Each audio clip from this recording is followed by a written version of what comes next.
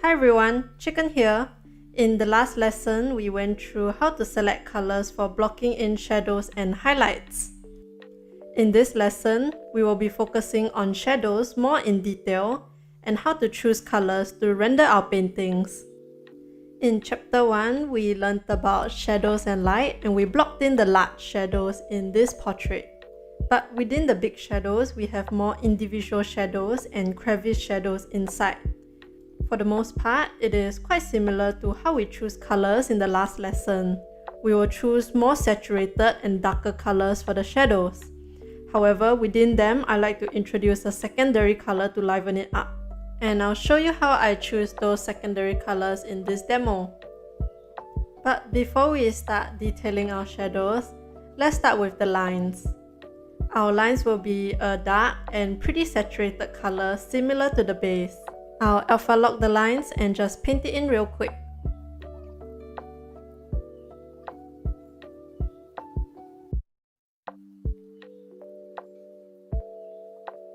Next, let's move on to the crevice shadows, which we already painted in from chapter 1. They are gonna be really dark, so I'm just gonna choose the same color as I used for the lines. And now for the individual shadows. I'll block them in with a shadow color. So like we learned the last lesson, we will get the base color, turn up the saturation and turn down the brightness, and move our hue slightly to the right.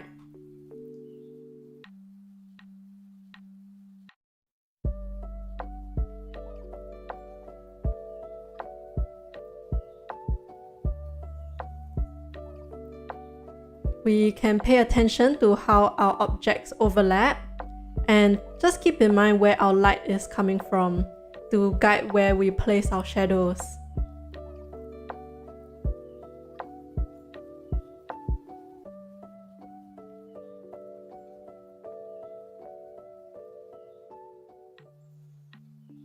For the hair, a lot of the time I will follow the flow and general direction of the hair, but I'll cover this in more detail in the next chapter.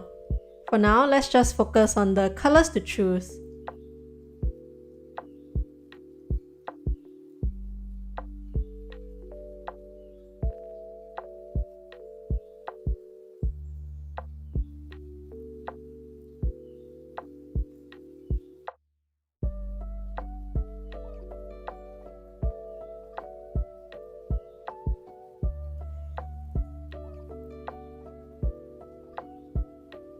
There's a big part overlapping in her ponytail, so the shadow there is going to be pretty big. And we can just shade it in largely with the shadow color that we picked. Now that we're done blocking in all the large shadow bodies within the shadow, we can go ahead and start introducing a secondary color in. For this, I'm going to choose a complementary color. So I'll open the color wheel, pick a color opposite, and I'm gonna choose a pretty low saturation of that color. There's no exact number, but I like to keep the saturation below 40%. And we'll use that to just paint in our shadow body. What I do is I introduce that color onto the shadow body using a light stroke. Then I color pick that new color and use it to paint over all the shadow bodies. Using this method of introducing the new color very lightly can slightly lighten and change the tone of the shadows without it being too much. And I'll just paint it into the rest of the shadows here. This works particularly well for really big shadows like the ones we painted into her ponytail, cause it can really soften those really dark shadows. Now I'll just do the same for her skin. I'll paint in the base shadows,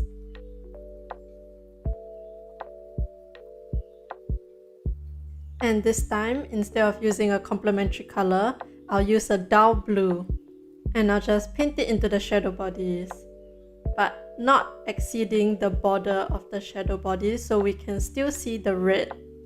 And that's how we paint the individual shadows within the big shadow.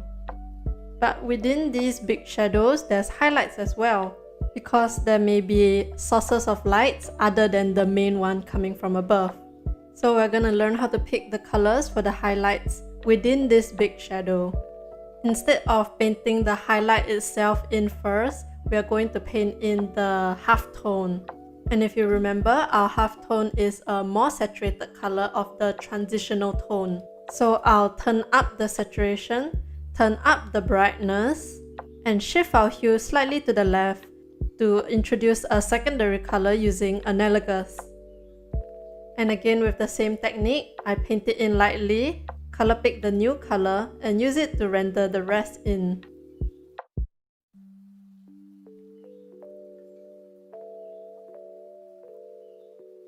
I'll paint in the large areas where there's no shadows.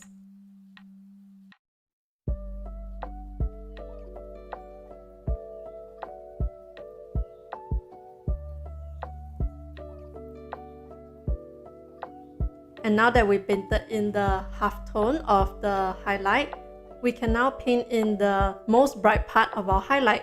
And to get that color like last lesson, we turn down the saturation and turn up the brightness.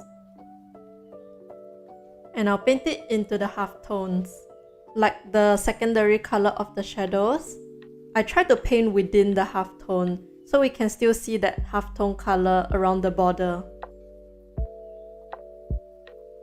And like this, we've detailed in our shadow.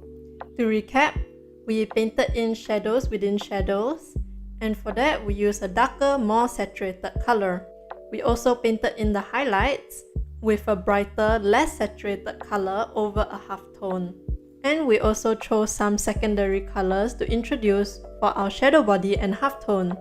For those secondary colors, we used 3 methods to choose them. The first, using a complementary color to the base. The second, using an analogous color to the base. And finally, using a blue. To introduce those colors, we use the technique of lightly shading it on, color picking the new color we created, then using that to paint the rest in. For the mission, color the shadows of a portrait. I've provided this line art with base shading if you want to do it alongside me, but you can challenge yourself and use a different colored base from me, and try to decide what colors to use on your own. I've included a few different colors in the class notes too if you just want to download them. In this lesson, we learned about how to pick colors for shadows. In the next lesson, we will move on to light.